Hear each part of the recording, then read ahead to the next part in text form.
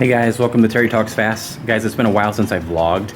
I've been doing some reels. So what I figured I'd do is I'd take all these reels that I've compiled over the last week and I just put them all together in a vlog. So here it is.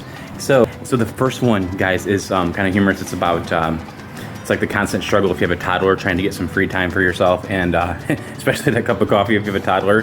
So in this first video, I was trying to, I kind of staged it a little bit, but a lot of it was the truth. Like I was trying to drink a cup of coffee, and so one of my friends compared it to an hourglass. You give him a bottle and it's like an hourglass. As soon as that bottle's done, it's like, you're done. So he's got a bottle and then he wants some banana bread that Liberty made. So you get him a piece of banana bread and you start to drink your coffee, and then he comes running out, hey, more banana bread, Dad. So you give him more banana bread, and it's like, it goes on from there. So guys, I'm gonna give you as much information as I can.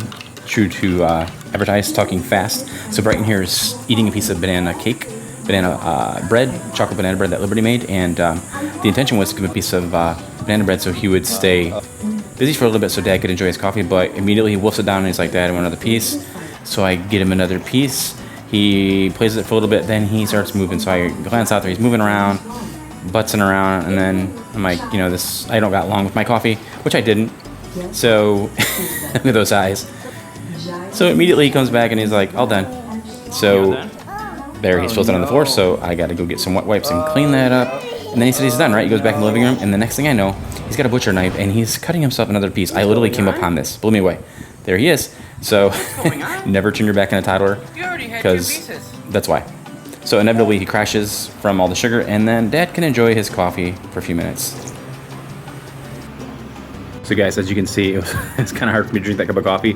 And that thing about the butcher knife was totally not staged. Like, literally, it was like, gave him the banana bread, went out to drink coffee, came back again, gave him another piece, he spills it on the floor. Then he's like, all done, he's done. And then I turn my back and I walk out and he has the butcher knife, like trying to cut more banana bread. Guys, so here in the Philippines, we have something called siomai. It's like the equivalent of like Chinese dumplings. Check this out. Guys, if you haven't started eating siomai yet, just don't do it, because it's addicting, and every time you walk past a little kiosk in the mall, you're gonna have to get some for you and your wife and your little kid here. So Bryton loves them, he inhales them. It's actually good, you know, good toddler food. It's just like this little dumpling. Siomai is like the Filipino version of a Chinese dumpling. So it's like this little like wrapper type, like noodle-ish type wrapper, and inside it's got shrimp or beef or chicken. We usually get the beef, and they give you 4 pieces for 35 pesos. It's pretty cheap. It's about 70 cents US for each person. And then Liberty dumps all this spicy chili, garlic. I wish I could do that, but my stomach won't tolerate it. And put those little calamansi things and kind of squeeze them on there. Bryton loves to do that, squeeze them on there. But it's really a nice little snack. It's pretty cheap. And so every time we go past the siomai kiosk in the mall, we got to get some. But Bryton, he shares them with me. We give him 4, and then I'm eating mine, and he's always sharing, trying to pop them into my mouth. So, okay, guys, so in the same little mall that we have in our town where the siomai is, upstairs is a store called DIY, Do It Yourself. They're all over Asia. It's like a retailer in Asia, and they have all this really cool stuff. One of the things that I bought there was a razor, an electric razor. When I first came from America, United States, I knew I was gonna have a problem with razors, so I brought 2 pretty good razors. One of them was like a water resistant, you know, one you can take in the shower, like a beard trimmer. I brought 2 of them. Only problem is they're 110 volts and this is 220 here. So they both got fried because our power's up and down, power surges, and I had to use a converter to get them to 220. Anyways, I found these ones in the DIY that were pretty good, but the problem is the little base, the little stand you charge them in keeps breaking. So now I have like 2 good razors with no charging port, no charging base.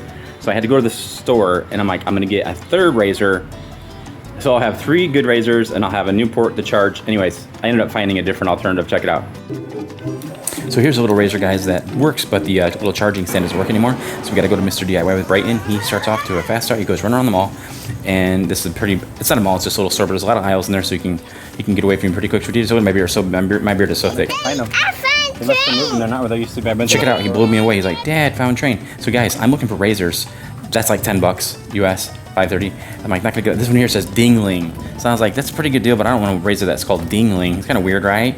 So then I find this one DIY. It's the private label of the store. It's only $2.53, which is like $5, and has a USB charging port on the bottom, which would eliminate my problem of these malfunctioning bases that don't charge anymore. And I won't have a huge collection of razors with no charging ports. I keep having to buy it just for the port. So got a little attachment there that slides around, and so here you go, guys. It works great. Look at that. Look at that. Look at that. Look at that. Look at that. Look at that. Look at that. Look at that. Works great, guys. Totally pleased with it. And we got Bryton, this little train that he found in the store, so he's happy as well. We're both satisfied customers. So guys, I'm actually really happy with that razor I got. And isn't that cool? It's like just like a USB charging port, so doesn't have to worry if the base there's no base to malfunction now. So you can just take any USB and just mini USB and plug it in there. Anyways, guys, so here in our property, let me show you a little bit of our property here. I'm standing front. So it's a really big property. It's a coconut plantation, and the previous tenants planted some pineapples, and so we're reaping the benefits. There's pineapples growing out in the yard, and they're pretty big. Well, one of them is ready to harvest, so this next Flip Liberty has me harvest it. But just so you know, like if you're here in the Philippines, I don't know about the US, but you literally just take the plume after you're done eating the pineapple and cut it off and just stick it in a pot with soil and it'll grow. I have one right out here, I'll show you sometime. It's already growing into a pineapple, and I literally just took a store-bought pineapple, cut the plume, and stuck it in soil. So check out these pineapples, guys. Guys, if you notice, I'm talking faster in every video because it's called Terry Talks Fast. I got to talk faster and faster and faster. I got to outdo myself, guys, for my loyal subs. Look at this pineapple, guys. It's huge. But you don't want to grab it by the hairdo there because it's really prickly in the bottom. It's prickly too because there's 4 plumes. The plume is the thing sticking out the top, and there's 4 plumes on the bottom too. So this knife here is kind of like a kitchen knife, but I call it a bolo. They call it machete bolo or whatever. Really sharp. So yeah, you just got to cut it at the base. And it's a little bit hard here because I can't grab it to stabilize with my left hand because I'll get prickled with it. So I cut it off, you know. And these are not planted by us. These other people planted them that used to live here, but we're reaping the benefits. And I planted a couple myself. They're really easy to plant. They just grow up. So there it is. And those 4 plumes on the bottom, I lopped those off, and I already planted those in the front yard. So there's 4 more pineapples. So there it is, guys. It's pretty big, as you can see, pretty big. It's actually still sitting on our kitchen counter, which I already told you. We haven't eaten yet. It's been like 3 days. So who lives in a pineapple under the sea? Guys, we literally still have not eaten that pineapple, and it's been several days. It's sitting on our kitchen counter. It's just not ripe enough, I guess. So here in where we live, we're blessed to have this really nice coffee shop called Sinag Roasters. It's a cafe where they roast their own beans. Our friends actually built it about a year ago. We were there for like the little launch and everything. So I haven't been there in quite a while. So me and Liberty went there the other day. And as soon as we literally park the car and walk inside with Bryton, we look out and this SUV is pulling in, and it's our Australian friends we haven't seen in months neither. They have a couple kids closer to Bryton's age. They're a little bit older, but they're one of them's like a year apart and one of them's like 2 years apart.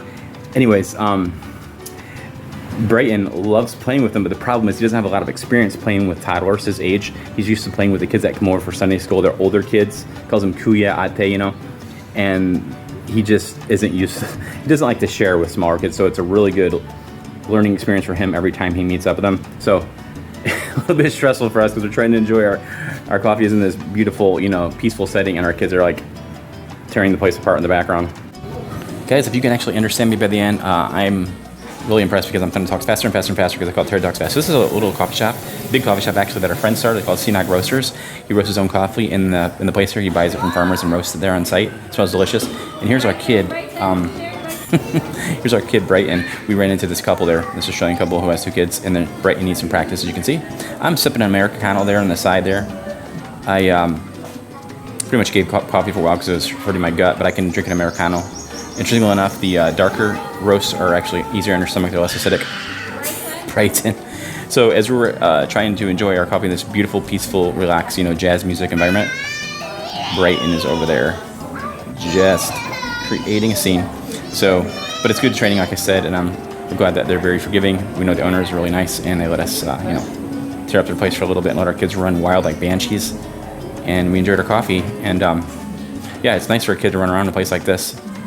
So he needs more practice, though, guys. Guys, if you're ever in Calapan City, check out Sinag Roasters over in Masipi.